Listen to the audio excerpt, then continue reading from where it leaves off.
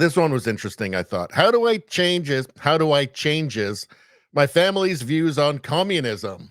No surprise it's a communist.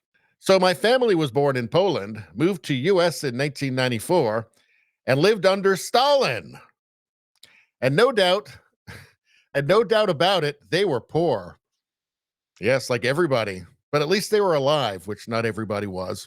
Although I understand that communism is better than capitalism, and I believe it is superior, how can I explain to my family and convince them that capitalism is exploitative and we need a better system? I have tried using facts to change them, but using facts, what communists call facts, to change them, but they all say, quote, we had nothing under communism and now we have everything. This poor person whose family was born in Poland, lived under Stalin, and who hates communism. Although she went to college and they told her it was great. And also too, like TikTok. You know, she learned off TikTok that communism's actually a better system, even though all evidence, every bit of evidence in all of history since the beginning of communism, since like the Russian Revolution, states explicitly for anybody with half a brain that clearly it's awful and anybody who has to live under it hates it. How do I changes my family's views on communism? You're not going to. The only way people like this, the only way to change their view on communism is for them to actually have to live under it themselves. I'm sure the internet has something to say about this. Fantasy versus reality. Communists in the US, communists in North Korea. Yikes. It's the truth. Maybe they all just want to lose weight. That's what it is. Let's see. I think someone needs to start communism camp. People can go for free. They get to experience real communism, not the fairy tale communism that's in their heads. They must give the dictator full authority for 30 days to get the full experience. I bet they would even pay. Yeah.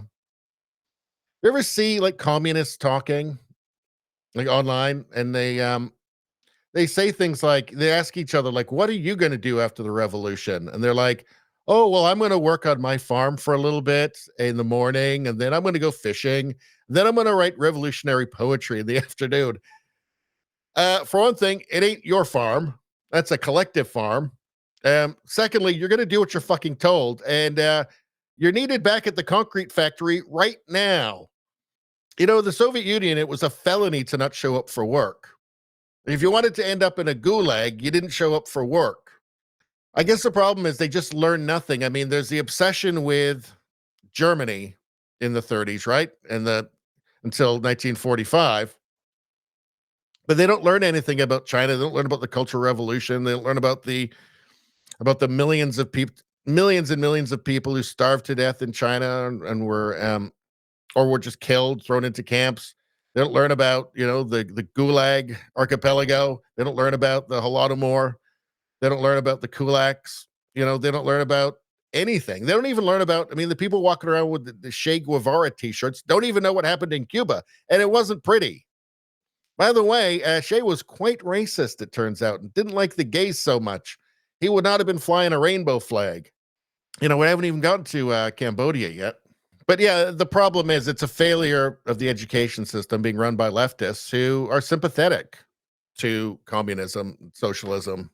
Oh, here we go. Here's a guy with a hammer and sickle t-shirt on. I mean, the people that walk around with this stuff on, either they are completely historically ignorant or they are terrible people. Because if they know what happened to the Russian people under that symbol and they still want it, they're psychopaths. So let's see, hammer and sickle t-shirt. Capitalism, everything around it is all capitalism. Of course, the phone. I love the phone. They do they really think they're going to be getting free iPhones after the revolution? I don't think so. Let's see. I'm not ashamed of my history. Exactly. That's the problem. You should be. Exactly. That's the problem. You should be.